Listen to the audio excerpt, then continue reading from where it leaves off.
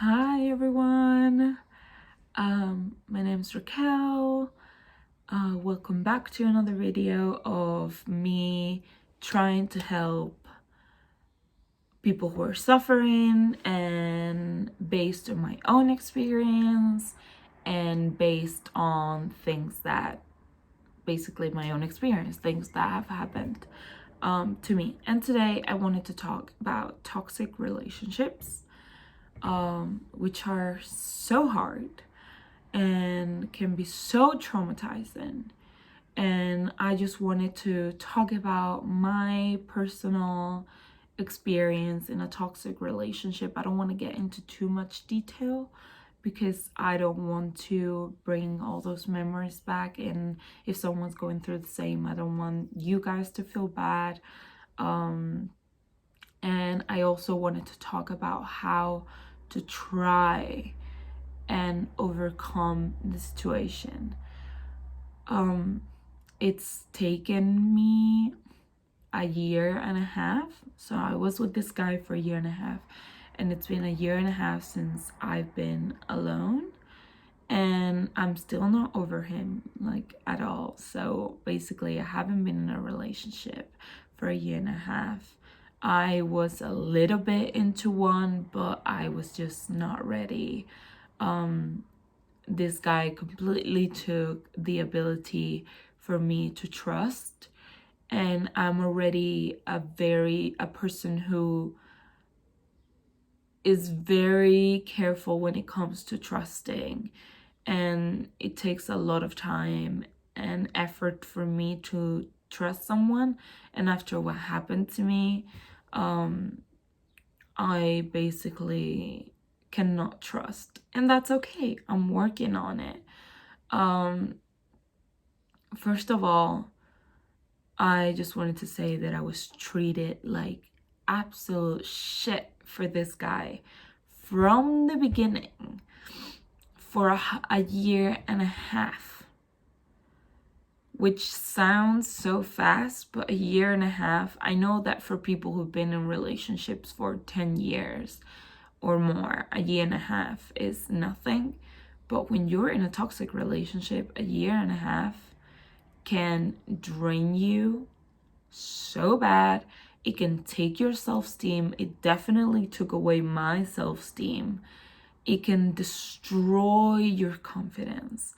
It can destroy your ability to trust. It can destroy your ability to love both other people and yourself.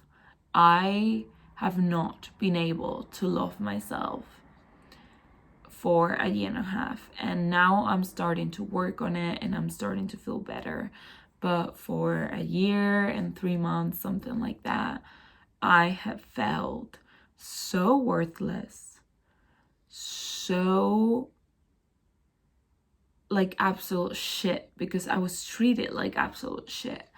And now that I think about it, because I was with this person who was a raging alcoholic, a very serious marijuana smoker, and a drug addict, like coke, ecstasy, all kinds of pills. I don't know a lot about drugs.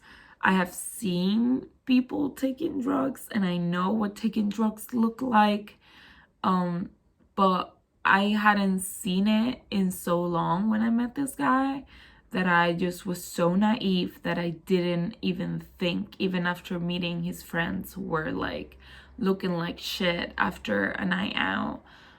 Even on our first date, I later found out that the night before our first date, he had been out doing coke, doing all kinds of shit. And I was just so naive that it didn't even pass through my brain until he told me. And I was just so confused, like, why do you do that? Because I've had crazy nights too. Like, I have drunk, I've smoked my joints when I was younger. I have drank a lot, like when I was living in London last year. And I've had so much fun, and I've never needed anything more than that to have an amazing time.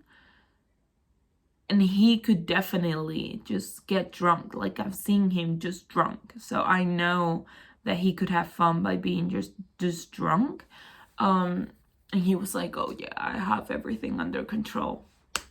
Bullshit. It's bullshit. I hate drugs. I am never gonna be able to go out with a person who does drugs again. Like, that is a big no-no for me. And that's okay. You know, now I have my boundaries very clear, which is something that a toxic relationship teaches you, besides destroying almost everything in your life. I'm sorry if I sound weird. I literally just woke up, recorded a video in Spanish talking about the same thing, and then came here. So I think I sound a little bit rusty. I'm not sick or anything. I'm gonna drink some water and try to make it go away.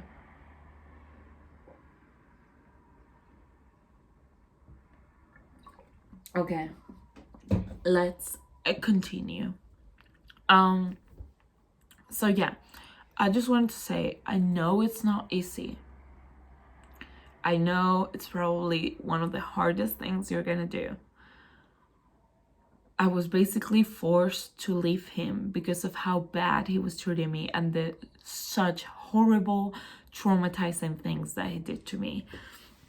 I left him once and forgave him, and I broke two of the only rules that I had in life, which were never forgive a guy who cheats and never forgive a guy who hits you.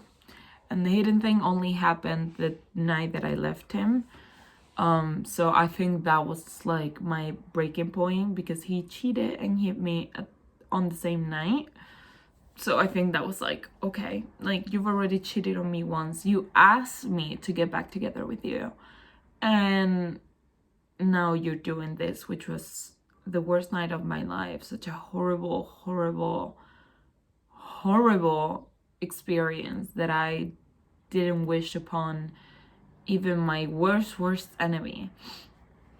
So yeah, if you're in a toxic relationship, if you see that someone is stretching your boundaries so bad that it's starting to affect you and your mental health, please, please, please, I'm begging you. I know it's going to be hard. I know it's gonna take a long time to recover from, but please just leave. You're gonna feel so much better immediately, and it's gonna take you a long time to recover, but it's gonna be so worth it. Him doing all those things to me, now I think, obviously not as a blessing, but at the same time, yes, a blessing, because if he hadn't done them, maybe I would still be with him in a very toxic and awful relationship that made me want to take my life. I started having depression shortly after starting dating him, which should have been a sign of something's not going well here. I would still commute for an hour to see him, and he would just leave me alone like an hour later to go out with his friends, and would come back super late at night, and then I would have to wait for him awake for hours and hours and hours and hours and hours, just scrolling on my phone until he would wake up. And even though I had depression, I still did those things for me. He never came to see me. He only came once. He treated my parents like absolute shit both times he met them. Only 2 times in a year and a half. He never met any of my friends, even though I met all of his. He never wanted to meet my friends. He was just not interested. I think he met 2, and just because one of them came from New York to see me and I was with him, so we went to the center. And he and his friend just came along. And then the other time was because a friend from England came to see me. And I still, instead of being like, I'm gonna dedicate this time to my friends who I haven't seen in so long and who I love so much, I still want to see you and be with you because I love you so much. And I did everything out of love. All of the forgiveness that came out of me came out of love, which is not something to be ashamed of, but it's definitely something that I've been angry at myself for so long, because I would look in the mirror and just see this person that had no self-esteem, no confidence, like felt absolutely worthless, and like no one was ever gonna love her again. And for a year and a half, no one has, which I guess it's okay because I'm not ready anyway, and it's okay not to be ready. But the first thing that you have to do is get out of there. And I know how difficult it can be, but trust me, get out of there. If you see that he's not doing the same things for you that you're doing for him, he doesn't love you. If he treats you like shit, he doesn't love you. Just leave, trust me. Just block him everywhere. Delete his number, delete his social media, delete everything, and block him everywhere so that he cannot contact you. I don't think my ex ever tried to contact me because I probably think that he was so happy that I left him. Like, I don't have to deal with this person who I don't love anymore. Although I don't know why he didn't break up with me, but anyway, he doesn't love you, or she doesn't love you, or whatever. It doesn't matter. I'm gonna say he because that was my experience and my situation. He does not love you. So please, please, please just run away while you still can. Because some people don't get out of their life. Some people die because they're in toxic relationships. They die by their partners. They take their lives. It can be so bad for all the people who love you. Just get out of there as soon as you can. And once you get out of there, however hard it is, just get out of there. Once you get out of there, you're gonna need help. I know not everyone can afford a psychologist. Just look for the cheapest thing, or if you have public health care, go to a public psychologist. You are going to need professional help because that is a trauma and it's very hard to get out of. It's been a year and a half and I'm still traumatized. And that's okay. I'm not gonna feel bad about it because it's okay. I've been through a lot in a year and a half, and it's okay to be traumatized. It's okay to be sad. It's okay to cry. It's okay to hate yourself for a little bit, but you need professional help to make you see that it was not your fault, that you did everything out of love, and that you are worth the respect in your partner. You are worth it of your partner just setting to your boundaries like you should set to his. You deserve a healthy relationship. You deserve respect. You deserve love and real love. You don't deserve this shitty non-loving relationship. You don't deserve that. No one does. And the video is starting to get a little bit also something that has really helped me, and I know it sounds very stupid, but it does work if you do it every day and if you take it seriously. It's just looking at yourself in the mirror, because I used to look at myself in the mirror and just think, you are disgusting, you're the ugliest person on earth, you are probably the worst person ever if this person whom I love did this to me. Like, I have to be so awful. And I just hated the reflection in the mirror. And I hated my brain, and I hated my mind, because I just couldn't stop thinking about him. And it was when I started having a consistent professional help, and my psychologist told me, just look at yourself in the mirror every day and go step by step. Just start telling yourself that you are worth it. You start telling yourself that it was not your fault. And that is so important. It was not your fault. It is not your fault.